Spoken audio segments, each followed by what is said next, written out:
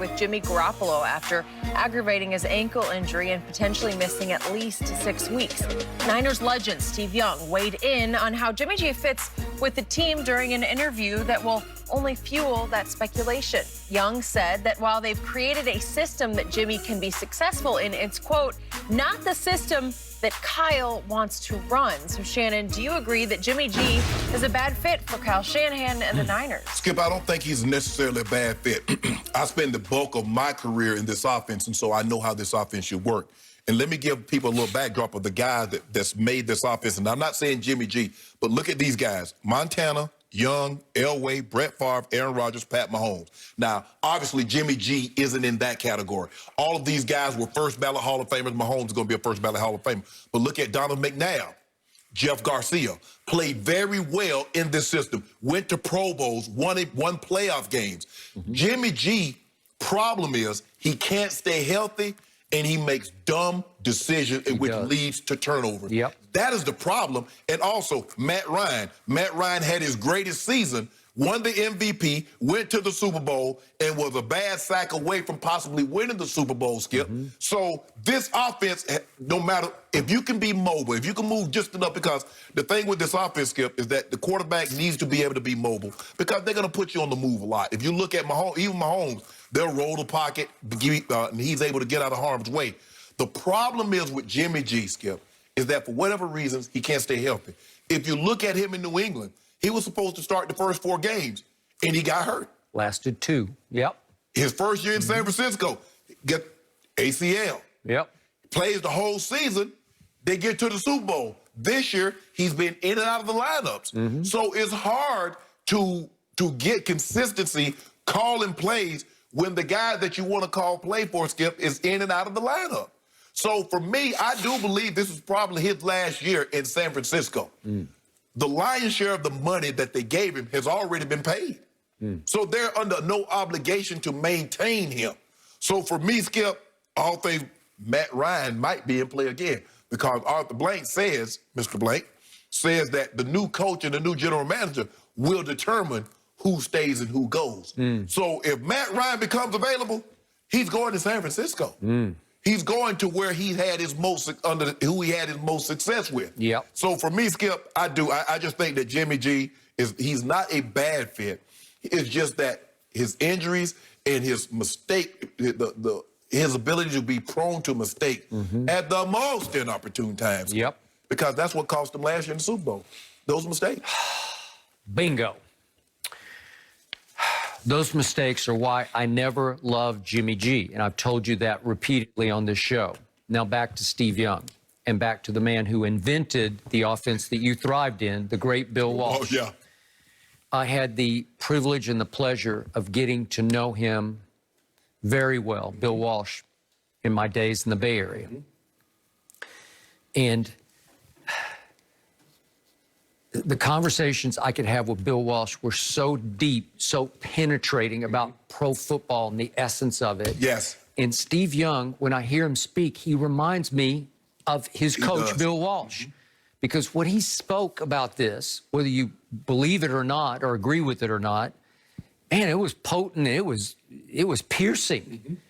And he just flat out, Steve Young just laid it right out on the table for all to see. And he said that he has to find, Kyle has to find a quarterback that he can trust and be expansive with rather than just protect. Right. You can't go into putting a game plan together thinking, I can't do that. I got to protect him. I can do this with him, but I can't do that. Maybe with a Matt Ryan, you just say, all bets are off. I got the whole playbook here. Skip, it's hard to put a game plan in says if we don't rush for 150 to 200 yards, we can't win. We can't win. And listen, in my days of covering pro football, I'm not sure I've ever seen a better run game coordinator than Kyle Shanahan. Oh, no. Just run game. It's spectacular. Yeah. It is so creative. I have to sit and watch my offense every Sunday. Here's Zeke, run it up the middle. He got that from his dad. He did. From Mike. I know, because it's just, you want to talk about bells and whistles in a good way? You want to talk about smoke and mirrors? It's like, boom. In every offense, you look at the running game with Denver, you look at Houston, you look at Washington, you look at San Francisco. Now, Bobby Turner. who's a running back coach, who was Mike's first running back coach when he came to 1995. He gets those guys, Skip. You get one cut.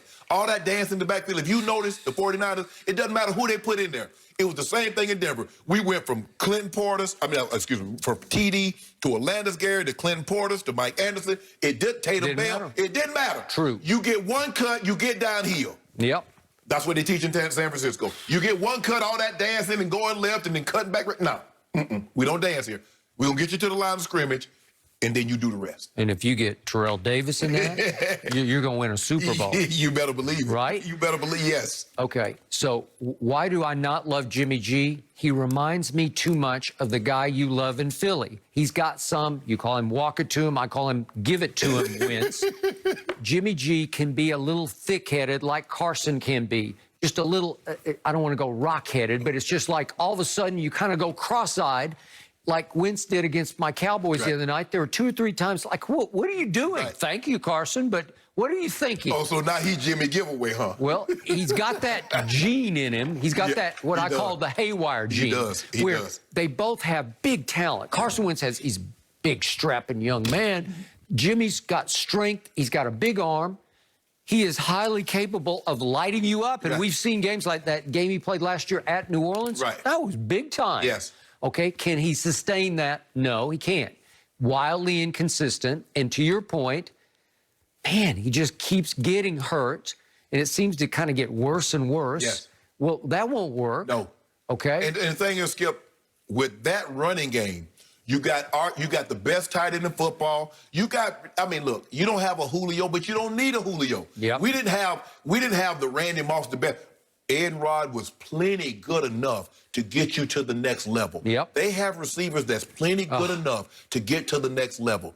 But the mistakes that he makes, Skip, are killers. And I can just, knowing his dad, Mike, I can see the expression on his face. He's like, if we can just protect the ball, we can win games. Yep. A bunch of games. Yep. But that's his problem. He doesn't protect the ball. I believe, heart of hearts, John Lynch, Kyle Shanahan, right here, right now, have one recent regret. Not getting Tom. They should have signed Tom Brady for even just 2 years. Just say, Tom, come home. He grew up right in the shadows. He grew up a 49er fan going to Candlestick, which was 15 minutes up the 101 freeway from his house in San Mateo. Loved Joe Montana. It's beautiful. It's like storybook finish. Right. Put him into this offense for 2 years, one for sure this year. Right. Wouldn't he be a little better? You just have a better shot. That's With the why way they run the ball there? I know. That's what I'm saying. Did they not? They admitted we seriously considered it, right? Oh, with the way they can run the football, he would be getting so much protection, Skip, and now you think play action is open in Tampa. Think about how they run the football, Skip. Ooh. You talk about guys running scot-free. And with Kittle's is every He might have said to his man Gronk, you know what, we're good. Right? Yeah. We're good. Yeah. With Kittle, man. It's just, I just don't know, Skip. I think, but I think Jimmy G would be a welcome sight back in New England. I believe Coach Belichick would take him back in New England. I don't know about that. You don't think he would? I know he texts him congratulations after various games. Bill is nobody's fool, and after he watches this from a distance, do you think he really would buy all in that I can go forward and win a Super Bowl with this guy, as hot and cold as he can be? Well, the thing is, look, I think the thing is you're not going to have to give up anything, because I think they're going to release Jimmy G, Skip. I really do, especially if somebody becomes available, a decent court. Matt Ryan becomes available, Dak's available. Oh, I'm moving on from Jimmy G for one of those guys? Yep. Even Dak coming off the injury that he suffered, I'm moving on. I hear you, okay? Which is why Belichick's having enough problems as it is. Would he want to bet his ranch on Jimmy G going forward for the next 4 or 5 years? I don't know about next 4 or 5, Skip, but let me tell you what Coach Belichick's going to have. He's going to have the second most cap money to spend next to Indy. And the cap possibly is going down. So you're going to be able to get some of these guys on pennies on the dollar. There's guys thinking they're going to get $100 million contract. That's not going to happen, Skip. So he's saying I can be a buyer in a situation, and maybe they revisit the situation with Stephon Gilmore. Stephon Gilmore's going to raise, Skip. He's not going to want to play 1 year on with, because what they did is that they moved some of the money from next year up to this year. So actually, next year's contract going to be lower than what he's making this year. He's not going to be happy. So there's a possibility they revisit that, and maybe they get a draft pick for Because I'm still, I don't see a scenario they're going to take less than a second skip for him. I will be surprised if Belichick would want him back. Right. He gave him away for a 2 out of spite because he got his wrist slapped and told he could not elevate Jimmy G going forward to the starting Skip, you know quarterback. how something like you sell a car, you're like, okay, and then all of a sudden you're gonna be able to buy it back for less than what you sold it for. Well, that's a pretty good deal. That's a pretty good deal. Skip, I'll buy it back. Unless it's a lemon. Yeah, then you're like, oh, hold on, how many miles you put on it? Hold on, nah, I'm good. You don't put too many miles on it. What if it always has to go back in the shop, though? I mean, if there's injuries involved, not always the case.